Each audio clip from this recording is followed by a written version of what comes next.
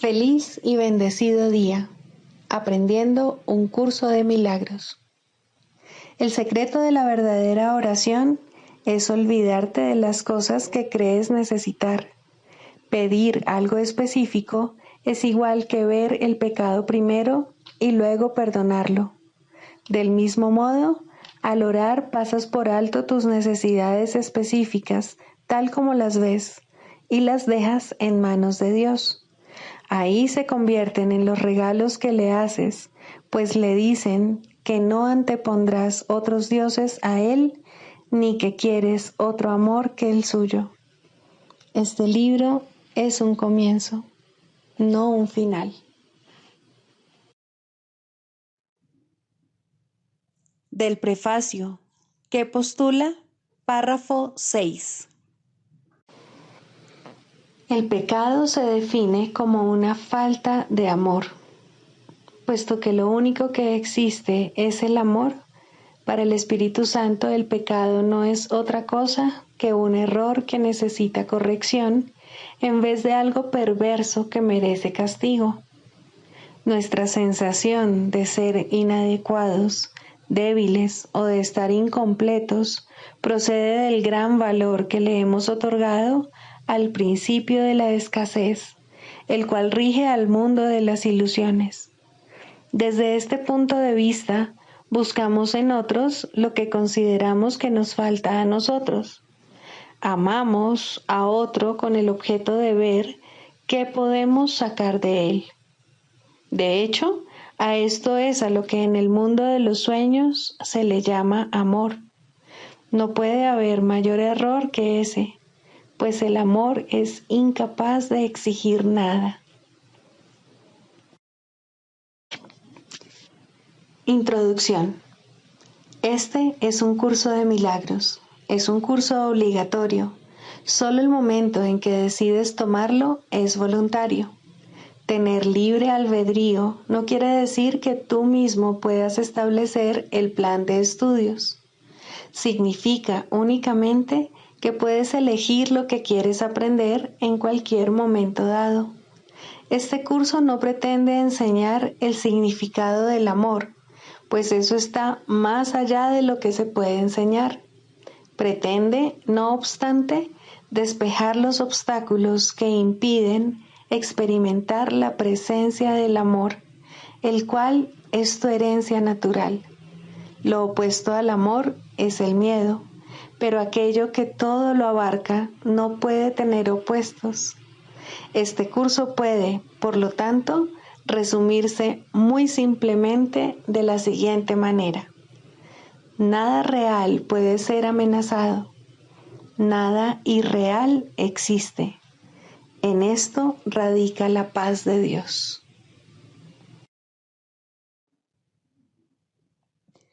Capítulo 1. El significado de los milagros. Primero, principios de los milagros. Principio 38.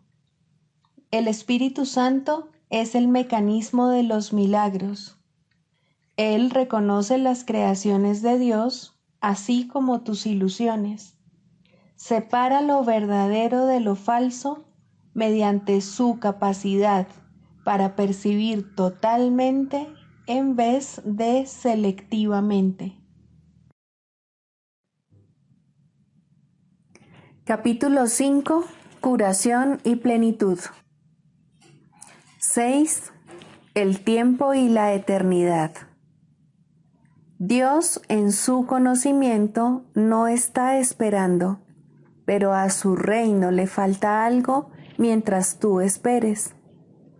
Todos los hijos de Dios están esperando tu retorno, tal como tú estás esperando el suyo. En la eternidad las demoras no importan, pero en el tiempo son ciertamente trágicas. Has elegido estar en el tiempo en vez de en la eternidad y, por consiguiente, crees estar en el tiempo. Sin embargo, tu elección es a la vez libre y modificable. No te corresponde estar en el tiempo. Te corresponde estar únicamente en la eternidad, donde Dios mismo te ubicó para siempre. Los sentimientos de culpabilidad son los que perpetúan el tiempo, inducen miedo a las represalias y al abandono, garantizando así que el futuro sea igual que el pasado. En esto consiste la continuidad del ego, la cual le proporciona una falsa sensación de seguridad al creer que tú no puedes escaparte de ella. Pero no solo puedes, sino que tienes que hacerlo. Dios te ofrece a cambio la continuidad de la eternidad. Cuando te decidas a hacer este intercambio, reemplazarás simultáneamente la culpabilidad por la dicha, la crueldad por el amor y el dolor por la paz. Mi papel consiste únicamente en desatar las cadenas que aprisionan tu voluntad y liberarla. Tu ego no puede aceptar esta libertad y se opondrá a ella siempre que pueda y en cualquier forma que pueda. Y puesto que tú eres su hacedor, reconoces lo que él puede hacer, pues le conferiste el poder de hacerlo. Acuérdate siempre del reino y recuerda que tú, que formas parte de él, jamás te puedes perder. La mente que estaba en mí está en ti, pues Dios crea con absoluta imparcialidad. Deja que el Espíritu Santo te recuerde siempre su imparcialidad y déjame enseñarte cómo compartirla con tus hermanos. ¿De qué otra manera, si no, se te puede brindar la oportunidad de reivindicarla para ti mismo? Ambas voces hablan simultáneamente en favor de diferentes interpretaciones de una misma cosa, o casi simultáneamente, pues el ego siempre habla primero. Las interpretaciones que representa la otra alternativa no se hicieron necesarias hasta que se concibió la primera de ellas. El ego dicta sentencia y el Espíritu Santo revoca sus decisiones, en forma similar a como en este mundo un tribunal superior tiene la potestad de revocar las decisiones de un tribunal inferior. Las decisiones del ego son siempre erróneas porque están basadas en el error para cuya defensa se tomaron. El ego no interpreta correctamente nada de lo que percibe.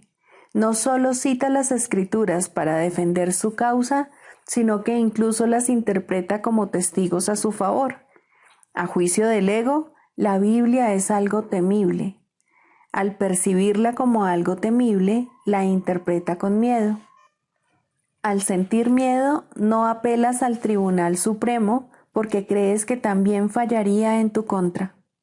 Existen muchos ejemplos que muestran la forma en que las interpretaciones del ego son engañosas, pero con unos pocos bastará para mostrar cómo el Espíritu Santo puede reinterpretarlas bajo su propia luz.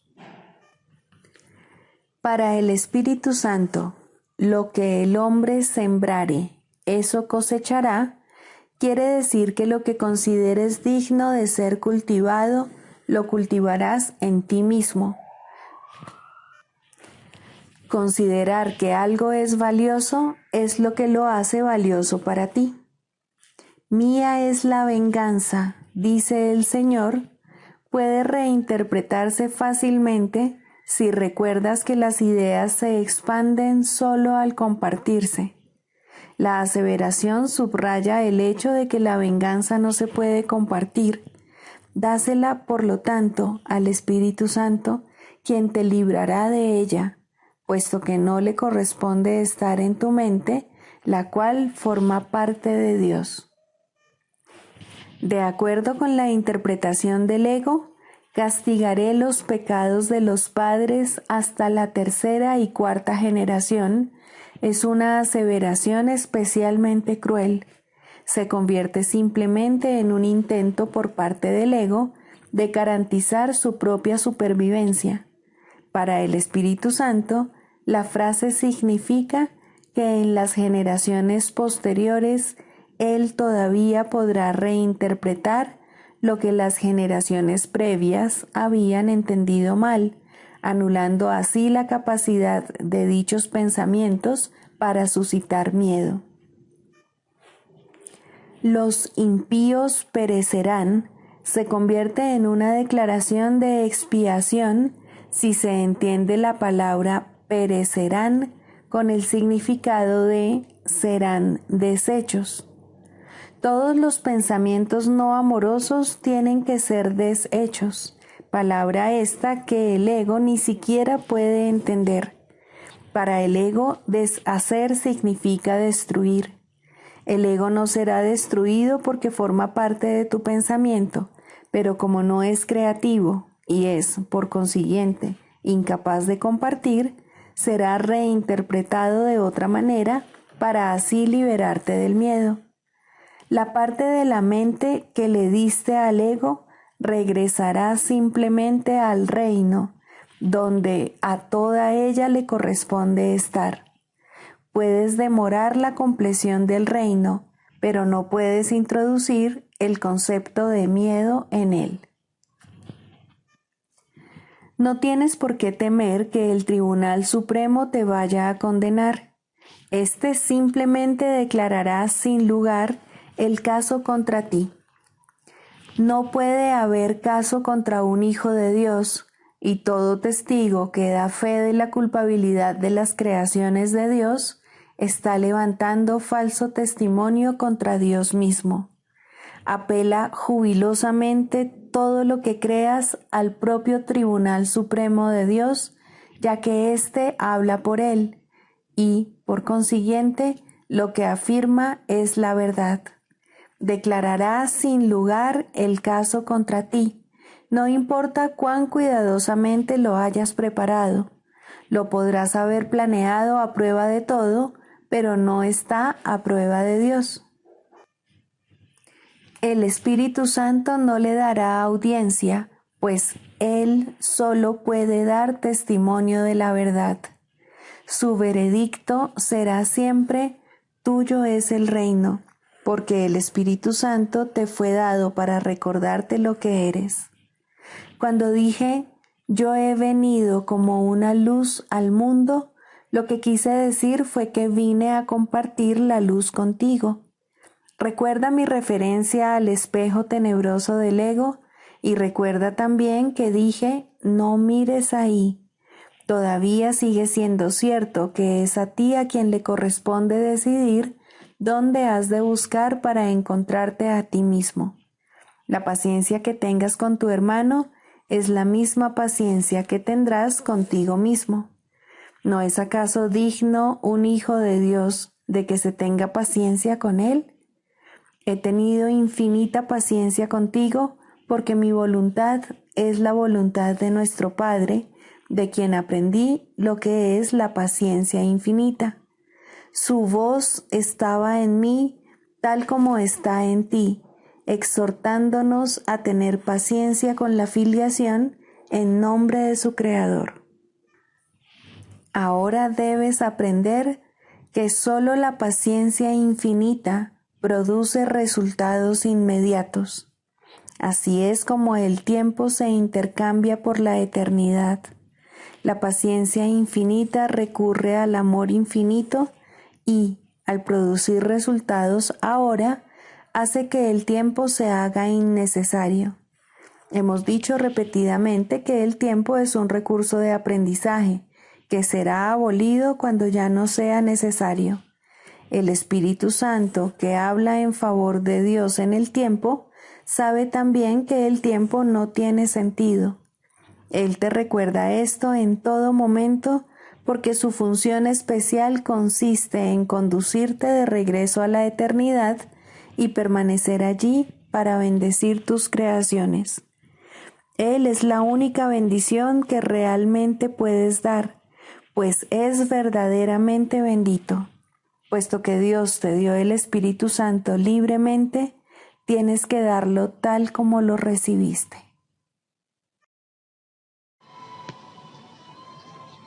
Libro de ejercicios, lección 160. Yo estoy en mi hogar. El miedo es el que es un extraño aquí. El miedo es un extraño en los caminos del amor. Identifícate con el miedo y te vuelves un extraño ante tus propios ojos.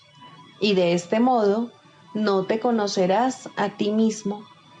Lo que tu ser es sigue siendo algo ajeno para la parte de ti que cree que es real, aunque diferente de ti. ¿Quién podría estar en su sano juicio en tales circunstancias? ¿Quién sino un loco podría creer que él es lo que no es y juzgar en contra de sí mismo? Hay un extraño entre nosotros que procede de una idea tan ajena a la verdad que habla un idioma distinto, percibe un mundo que la verdad desconoce y entiende aquello que la verdad juzga como carente de sentido.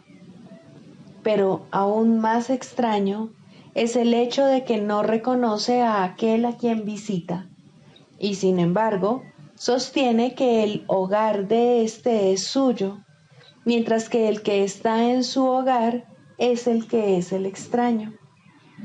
No obstante, qué fácil sería decir, este es mi hogar, aquí es donde me corresponde estar, y no me iré porque un loco me diga que tengo que hacerlo.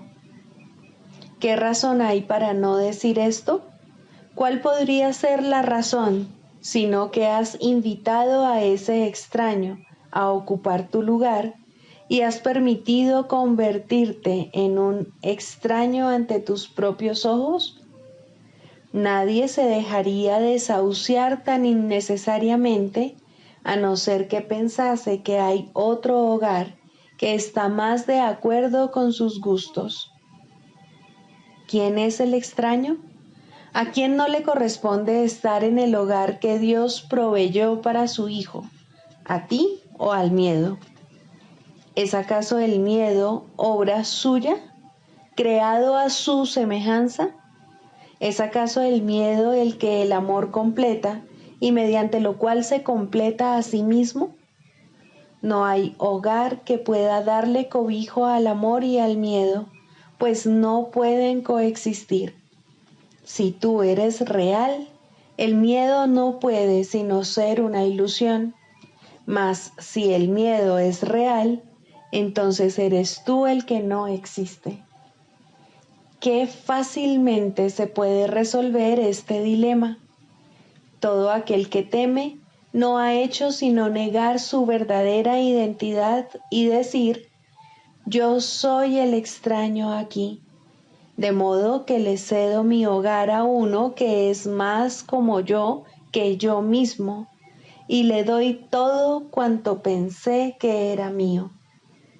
Ahora se ha exiliado por fuerza, sin saber quién es, inseguro de todo, menos de esto, que él no es él mismo y que se le ha negado su hogar. ¿En pos de qué va a ir ahora? ¿Qué podría encontrar? Alguien que se ha convertido en un extraño ante sus propios ojos no puede encontrar un hogar, no importa dónde lo busque, pues él mismo ha imposibilitado su regreso. Está perdido a menos que un milagro venga y le muestre que ya no es un extraño. El milagro vendrá, pues su ser sigue morando en su hogar, y su ser no ha invitado a ningún extraño, ni se ha confundido a sí mismo con ningún pensamiento ajeno a él, e invocará a lo que es suyo a sí mismo en reconocimiento de lo que es suyo. ¿Quién es el extraño? ¿No es acaso aquel a quien tu ser no invoca? Ahora eres incapaz de reconocer a ese extraño que merodea entre vosotros, pues le has cedido tu legítimo lugar. No obstante, tu ser está tan seguro de lo que es suyo como Dios lo está de su Hijo. Dios no está confundido con respecto a la creación. está seguro de lo que es suyo. Ningún extraño se puede interponer entre su conocimiento y la realidad de su Hijo. Él no sabe de extraños. Él está seguro de su Hijo. La certeza de Dios es suficiente. A aquel a quien Él reconoce como su Hijo, le corresponde estar allí donde Él estableció a su Hijo para siempre. Él ha contestado tu pregunta. ¿Quién es el extraño? Oye su voz asegurarte con serenidad y certeza que tú no eres un extraño para tu Padre, ni tu Creador se ha vuelto un extraño para ti. Aquel a quien Dios se ha unido es eternamente uno, pues está en su hogar, en Él, y no es un extraño para sí mismo. Hoy damos gracias de que Cristo haya venido a buscar el mundo lo que es suyo. Su visión no ve extraños, sino que contempla a los suyos y se une a ellos jubilosamente. Ellos lo ven como un extraño, pero no se reconocen a sí mismos. No obstante, a medida que le den la bienvenida lo recordarán, y Él los conducirá dulcemente de regreso a su hogar, donde les corresponde estar. Cristo no se olvida de nadie, no deja de darte ni uno solo de tus hermanos para que los recuerdes a todos, de manera que tu hogar pueda ser pleno y perfecto, tal como fue instituido. Él no se ha olvidado de ti, mas tú no lo podrás recordar a Él hasta que contemples todo tal como Él lo hace. El que niega a su hermano lo está negando a Él y por lo tanto se está negando a aceptar el don de la visión mediante el cual puede reconocer a su ser claramente, recordar su hogar y alcanzar la salvación.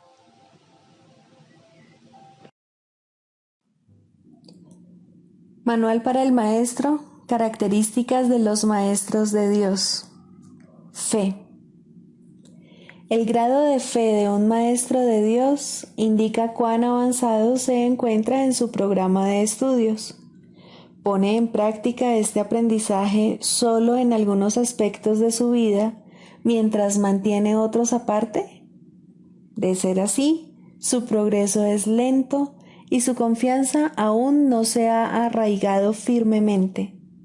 La fe es la confianza que el Maestro de Dios tiene de que la palabra de Dios ha de resolver todas las cosas perfectamente, no solo algunas, sino todas.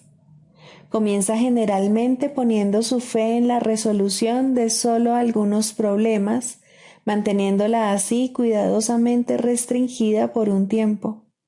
Someter todos los problemas a una sola respuesta es invertir completamente la manera de pensar del mundo, y solo eso es fe. Ninguna otra cosa merece que se le llame por ese nombre. Con todo, vale la pena lograr cada avance, por pequeño que sea. Estar dispuesto, como indica el texto, no quiere decir que se haya alcanzado la maestría. La verdadera fe, sin embargo, no se desvía. Al ser consistente, es completamente honesta. Al ser firme, goza de absoluta confianza. Al estar basada en la ausencia de temor, es mansa. Al gozar de certeza, rebosa júbilo. Y al tener confianza, es tolerante. La fe, por lo tanto, encierra en sí todos los demás atributos de los maestros de Dios y entraña la aceptación de la palabra de Dios y de la definición que Él tiene de su Hijo. Hacia ellas es a donde la fe, en el verdadero sentido de la palabra, siempre se dirige. En ellas tiene puestas sus miras, buscando hasta que las encuentra. La indefensión naturalmente la acompaña y su condición es el júbilo. Y una vez que las encuentra, descansa con sosegada certeza solo en aquello que es digno de toda fe. Manual para el maestro. Pregunta 9. ¿Se requieren cambios en las condiciones de vida de los maestros de Dios? Donde se requieren cambios es en las mentes de los maestros de Dios. Esto puede entrañar o no cambios en las condiciones externas. Recuerda que nadie está donde está por casualidad y que nada en el plan de Dios es al azar. Es bastante improbable que en la formación del nuevo maestro de Dios los primeros pasos a dar no sean cambios de actitud. No hay, sin embargo, una norma fija al respecto, toda vez que el entrenamiento es siempre altamente individualizado. Hay quienes son llamados a cambiar las circunstancias de sus vidas casi de inmediato, mas estos son generalmente casos especiales. A la gran mayoría se les proporciona un programa de entrenamiento que evoluciona lentamente, en el que se corrigen el mayor número posible de errores previos. Las relaciones personales, en especial, tienen que percibirse debidamente y se tiene que eliminar la piedra angular de la falta de perdón. De lo contrario, el viejo sistema de pensamiento mantendrá aún una base a donde poder regresar. A medida que el maestro de Dios avanza en su formación, aprende más concienzudamente una lección, a no tomar decisiones por su cuenta. En lugar de ello, le pide a su maestro su respuesta, y es ésta la que sigue como guía para sus acciones. Esto le resulta cada vez más fácil, a medida que aprende a abandonar sus propios juicios. Abandonar todo juicio, el requisito previo para poder oír la voz de Dios, es normalmente un proceso bastante lento, no porque sea difícil, sino porque se tiende a percibir como una afrenta. El entrenamiento del mundo tiene por meta el logro de un objetivo diametralmente opuesto al de nuestro programa. El mundo enseña que confiar en nuestro propio juicio es muestra de madurez y fortaleza. Nuestro programa enseña que abandonar todo juicio es la condición necesaria para la salvación.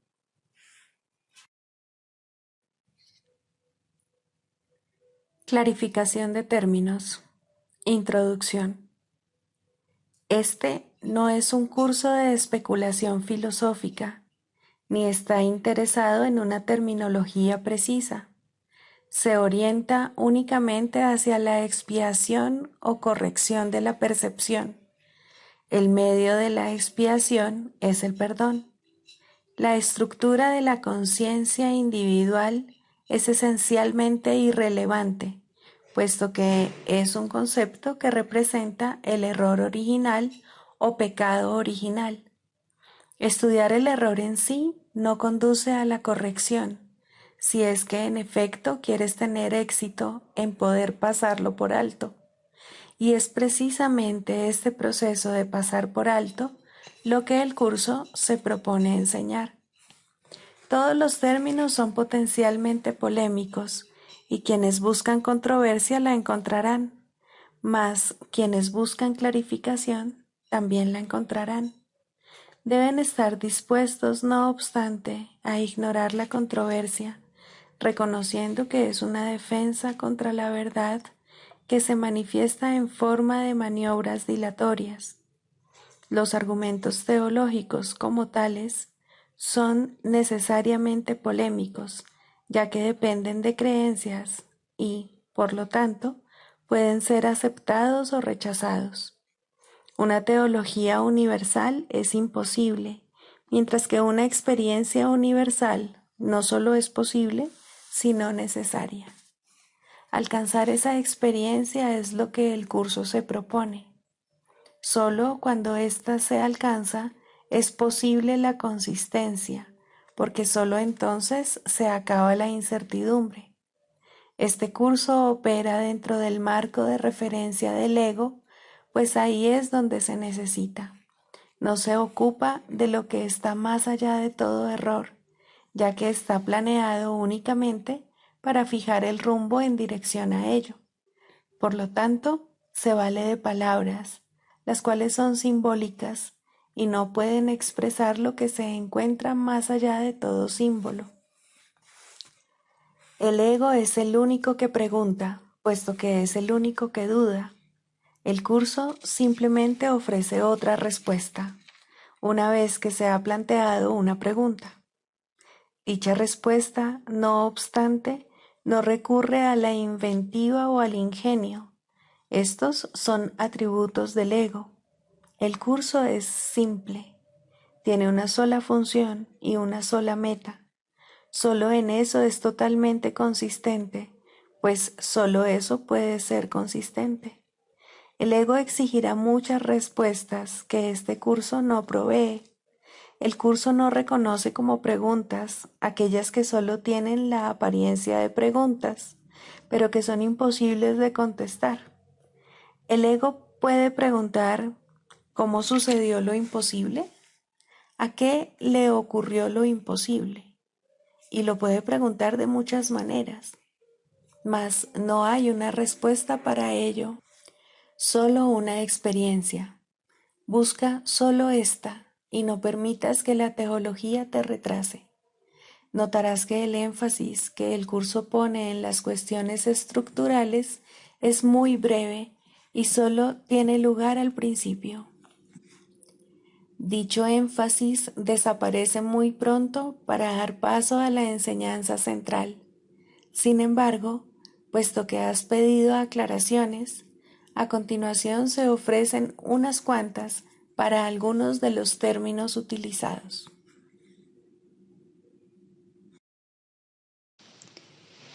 Tercero, el papel del psicoterapeuta.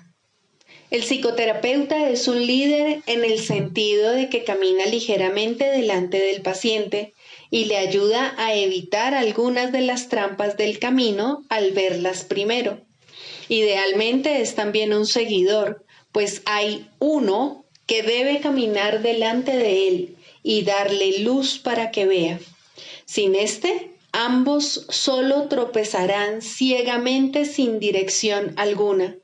Sin embargo, es imposible que éste se haya ausente del todo si la meta es la sanación. No obstante, puede que no se le reconozca, y de esta manera, la pequeña luz que se puede aceptar en ese momento es todo lo que se tiene para iluminar el camino hacia la verdad. La sanación está restringida tanto por las limitaciones del psicoterapeuta como por las del paciente. El objetivo del proceso, por tanto, es trascender estos límites. Ninguno de los dos puede hacer esto solo, pero cuando se unen, se les ha dado la potencialidad para trascender todas las limitaciones. Ahora el alcance de su éxito depende de qué tanto de su potencialidad están dispuestos a usar. La voluntad puede provenir de cualquiera de los dos al principio, y en cuanto el otro la comparta, crecerá. El progreso se convierte en un asunto de decisión. Puede alcanzar casi hasta el cielo o no alejarse del infierno más que un paso o dos. Es muy posible que la psicoterapia parezca fracasar. Incluso es posible que el resultado parezca un retroceso. Pero al final tiene que haber algún éxito. Uno pide ayuda, otro escucha y trata de responder en forma de ayuda.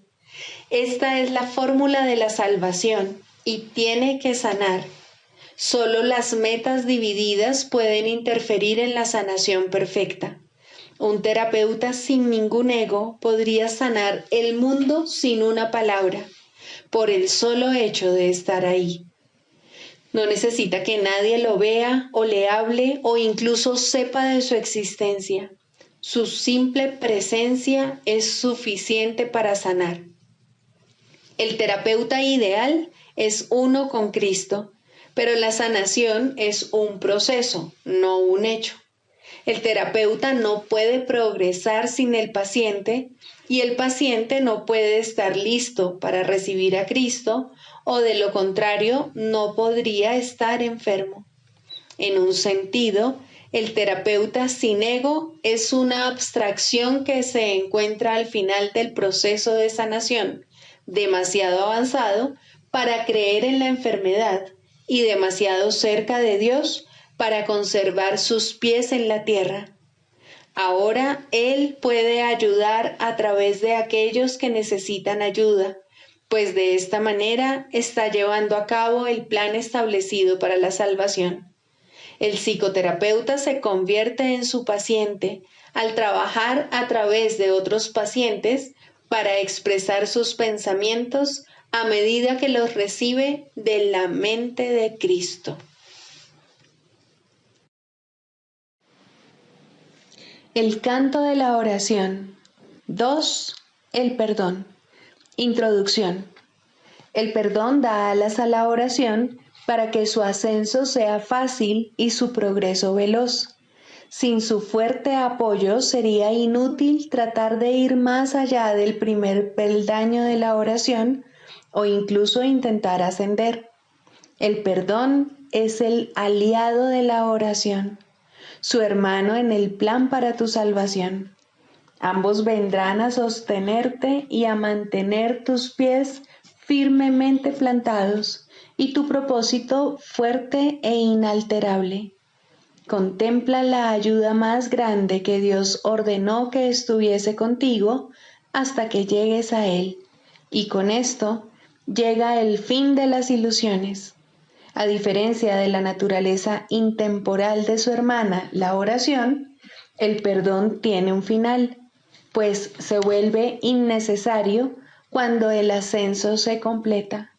No obstante, por ahora tiene un propósito más allá del cual no puedes ir, ni es necesario que lo hagas. Logra esto y habrás sido redimido. Logra esto y habrás sido transformado. Logra esto y salvarás al mundo. Primero, perdonarte a ti mismo. Ningún regalo del cielo ha sido tan mal interpretado como el perdón. De hecho, se ha convertido en una calamidad, en una maldición allí donde debía bendecir, en una cruel burla de la gracia, en una parodia de la santa paz de Dios. Pero aquellos que aún no han elegido dar los primeros pasos en el camino de la oración, no pueden sino usarlo de esa manera. La benevolencia del perdón resulta imperceptible al principio, porque no se entiende lo que es la salvación ni realmente se busca. Lo que se concibió para curar se usa para herir, porque no se desea el perdón. La culpa se convierte en la salvación y el remedio parece ser una terrible alternativa a la vida. Así, pues, el perdón para destruir se adapta mucho mejor al propósito del mundo que el verdadero objetivo del perdón y los medios honestos por los cuales éste se alcanza. El perdón para destruir no pasará por alto ningún pecado, ningún crimen, ni ninguna traza de culpa que pueda buscar, encontrar y, entre comillas, amar. Amado de su corazón es el error, y las faltas lucen enormes y crecen y se expanden ante su mirada. Selecciona cuidadosamente todas las cosas perversas y pasa por alto lo amoroso, como si de una plaga se tratase, algo odioso teñido de peligro y muerte. El perdón para destruir es la muerte, y eso es lo que ve en todo lo que contempla y odia. La misericordia de Dios se ha convertido en un cuchillo retorcido que busca destruir al Santo Hijo que Él ama. ¿Te perdonarías a ti mismo por todo esto?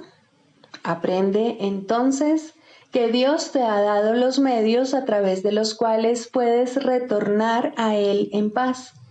No veas el error, no lo hagas real. Selecciona lo amoroso y perdona el pecado al elegir en su lugar la faz de Cristo. ¿De qué otra manera puede la oración regresar a Dios? Él ama a su Hijo. ¿Podrías acordarte de Él y al mismo tiempo odiar lo que Él creó? Odiarás al Padre si odias al Hijo que Él ama. Pues tal como veas al Hijo, así te verás a ti mismo, y tal como te veas a ti mismo, así será Dios para ti. De la misma manera en que siempre oras por ti, del mismo modo es a ti al que siempre se le concede el perdón. Es imposible perdonar a otro, pues son únicamente tus pecados lo que ves en él. Quieres verlos en él y no en ti. Por eso es por lo que perdonar a otro es una ilusión. Sin embargo, es el único sueño feliz en todo el mundo, el único que no conduce a la muerte. Solo en otro puedes perdonarte a ti mismo, pues le has hecho culpable de tus pecados y ahora tienes que encontrar tu inocencia en él. ¿Quién sino el pecador necesita que se le perdone? Jamás pienses que puedes ver pecado en nadie excepto en ti mismo. Este es el gran engaño del mundo, y tú, el que más se engaña a sí mismo. Siempre parece que el malvado es otro, y como resultado de su pecado, tú eres el perjudicado. ¿Sería posible la liberación si esto fuese cierto? Pues en tal caso serías el esclavo de todos, ya que lo que cualquiera de ellos hiciese dictaría tu destino, tus sentimientos, tu desesperación o esperanza, tu desdicha o alegría. No serías libre a menos que Él te concediese la libertad, y al Él ser malvado, solo puede dar maldad. No puedes ver sus pecados sin ver los tuyos, mas puedes liberarlo y liberarte a ti mismo. El perdón, verdaderamente concedido, es el camino en el cual se encuentra tu única esperanza de libertad. Otros cometerán errores al igual que tú, mientras esta parodia de mundo parezca ser tu hogar. No obstante, Dios mismo dio a todos sus hijos un remedio para todas las ilusiones que creen ver. La visión de Cristo no utiliza tus ojos, pero tú puedes mirar a través de los suyos y aprender a ver como Él. Los errores no son sino diminutas sombras que desaparecen fugazmente y que solo por un instante parecen ocultar la faz de Cristo, que continúa inmutable tras todas ellas. Su constancia permanece en tranquilo silencio y perfecta paz. Él no sabe de sombras. Suyos son los ojos que ven, más allá del error, al Cristo en ti. Pide entonces su ayuda y pregúntale cómo aprender lo que es el perdón, tal como su visión lo ve. Tienes necesidad de lo que Él da, y tu salvación depende de lo que aprendas. La oración no es libre para llegar hasta el cielo, mientras el perdón para destruir permanezca contigo. La misericordia de Dios eliminará de tu santa mente esta manera de pensar mordaz y venenosa. Cristo te ha perdonado, y en su visión el mundo se torna tan santo como Él. Quien no ve maldad en el mundo, ve como Él, pues lo que Él ha perdonado no ha pecado, y así ya no hay más culpa. El plan de la salvación se ha cumplido y la cordura ha llegado. El perdón es la llamada a la cordura, pues ¿Quién, sino un demente, se fijaría en el pecado cuando en su lugar puede ver la faz de Cristo? Esta es la elección que tienes ante ti, la más simple y sin embargo la única que puedes hacer. Dios te pide que salves a su Hijo de la muerte, ofreciéndole el amor de Cristo. Esta es tu necesidad y Dios te ofrece este regalo. Tal como Él da, así tienes que dar tú también. Y de este modo, la oración se restituye a lo amorfo, más allá de todo límite a la intemporalidad, sin nada del pasado que le impida volver a unirse al perenne canto que toda la creación le entona a su Dios. Mas para alcanzar este fin, y antes de llegar allí donde el aprendizaje ya no tiene objeto, debes primero aprender. El perdón es la llave, mas ¿quién puede usar una llave cuando no sabe dónde está la puerta para la que se hizo y para la que solamente sirve? Por lo tanto, tenemos que hacer una clara distinción, de modo que la oración pueda ser liberada de la obscuridad y llegar a la luz.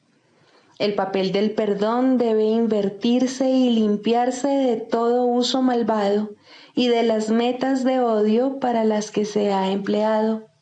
El perdón para destruir debe ponerse al descubierto en toda su perfidia y luego abandonarse para siempre.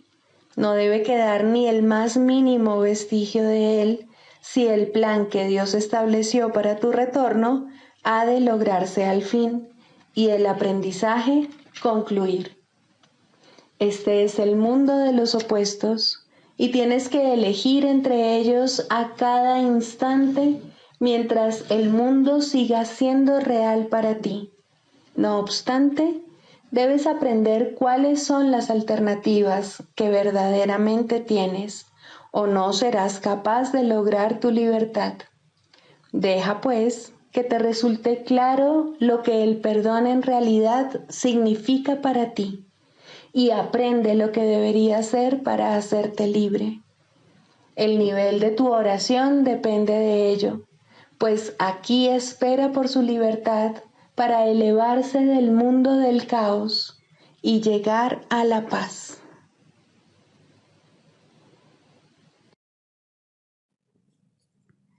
Sigamos a Jesús haciendo del perdón algo tan natural como respirar y algo tan vital como el aire. Amén.